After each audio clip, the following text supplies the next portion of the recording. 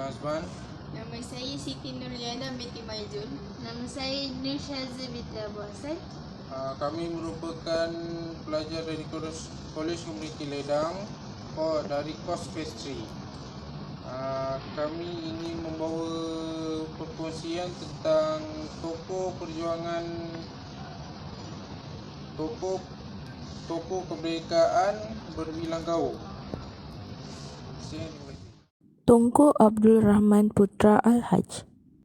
Tunku Abdul Rahman Putra Al-Haj ialah bapa kemerdekaan dan Perdana Menteri Malaysia pertama. Tunku Abdul Rahman Putra Al-Haj diputerakan pada 8 Februari 1903 di Alor-Star, Kedah. Tunku merupakan putera ke-20 kepada Sultan Abdul Hamid Halim Shah, Sultan Kedah yang ke-24, dan isteri beliau iaitu bonda kepada Tunku Abdul Rahman bernama Niang atau lebih dikenali sebagai Mak Cik Manjalara. Politik. Beliau adalah Tunku yang di-Pertua UMNO yang kedua sampai selama 20 tahun kemudian. Tugas terpenting ialah bagi membuat kerjasama antara kaum dan mencapai persetujuan atas perkara-perkara pokok bagi menyatu padukan kaum-kaum di samping menjaga keutuhan bangsa Melayu dan MCA, iaitu Pertubuhan Cina Tanah Melayu yang ditubuhkan pada tahun 1952 di kawasan-kawasan majoriti bukan Melayu. Hasilnya, Perikatan UMNO MCA telah memberi kemenangan kepada kedua-duanya. Meninggal dunia. Tunku meletakkan jawatannya sebagai Perdana Menteri pada 22 September 1970 dan sebagai Presiden UMNO diumumkan pada 24 Januari 1971 dalam Perhimpunan Agung UMNO. Tunku Abdul Rahman mangkat pada 6 Disember 1990. Tun Sir Henry H.S. Lee. Assalamualaikum warahmatullahi wabarakatuh dan salam sejahtera. Saya akan memperkenalkan satu tokoh yang bernama Tun H.S. Lee atau dikenali sebagai Tun Sir Henry Lee How Sik.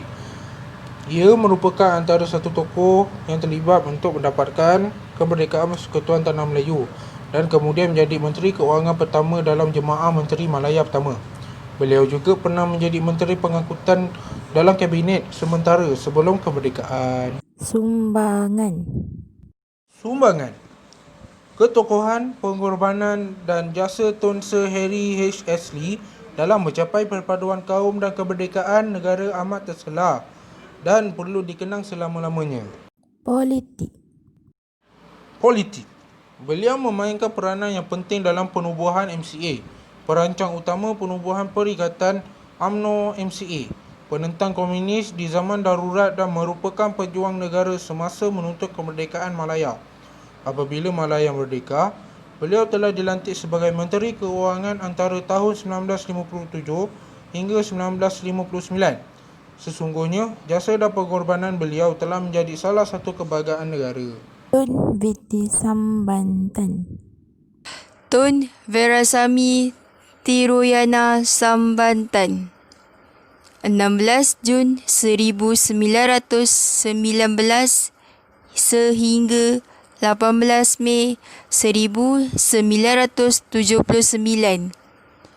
Presiden kelima Kongres India Malaya MIC. Sebuah parti politik Malaysia serta menteri penuh dalam pelbagai kementerian dalam Kerajaan Malaysia. Dilahirkan di Sungai Siput, Perak. Politik. Beliau merupakan Presiden Kongres India Malaya MIC. Pada tahun 1955, beliau membawa MIC masuk Parti Perikatan, campuran antara Persatuan Kebangsaan Melayu Bersatu UMNO dan Persatuan Cina Melayu MCA dalam pilihan raya umum pertama di Semenanjung Tanah Melayu. MIC menubuhkan koperasi bagai mentadbir ladang tersebut dan mendorong kepada NLFCS, National Land Finance Cooperative Society. Meninggal dunia. Pada tahun 1973, Sambantan meletakkan jawatan Presiden Kongres India serta Menteri Perpaduan Negara.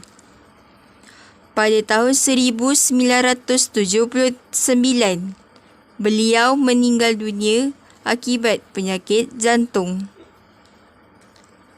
Setelah beliau meninggal, Jalan Brickfields di Kuala Lumpur dan mempunyai sistem monorail Kuala Lumpur diberi nama Stesen Monorail Tun Sambantan.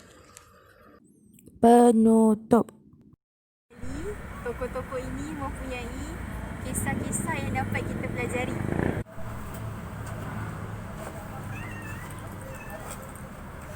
Terdapat juga nilai-nilai murni yang dapat kita terapkan dalam diri anak-anak. Pengajaran.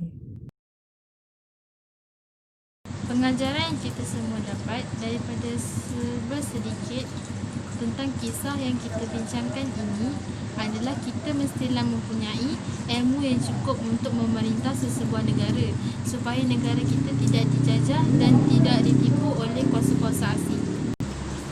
Selain itu, pada bulan kemerdekaan, kerajaan akan membuat satu persembahan di dataran Merdeka Kuala Lumpur untuk mengajar anak-anak dan remaja supaya dapat meningkatkan semangat patriotisme di dalam diri mereka.